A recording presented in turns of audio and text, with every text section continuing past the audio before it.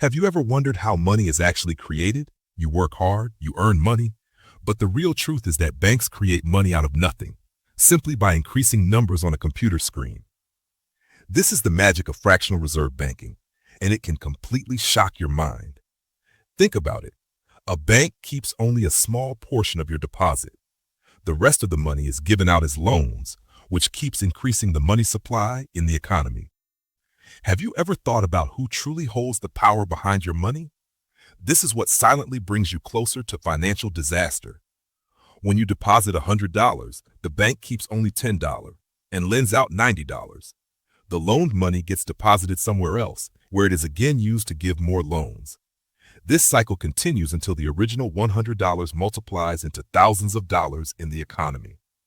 Now think, why are things getting more expensive even when you have more money in your pocket? How does this system affect you and the entire economy? The Federal Reserve, the central bank of the United States, makes this story even deeper. It doesn't actually print currency. Instead, it buys government bonds and creates new money, which is then given to banks so they can issue more loans. This process is called quantitative easing, QE, and during the pandemic, unimaginable amounts of new money entered the market, increasing the money supply by over 40%. But the real question is, where does all this money go, and who actually pays the price? The longest hidden truth is that money is actually debt. When banks give you a loan, they are creating a new debt in your name, a debt that includes both the principal and the interest. But here's the twist. Banks don't create the interest part, which means people are forced to take on more debt just to pay back the old debt.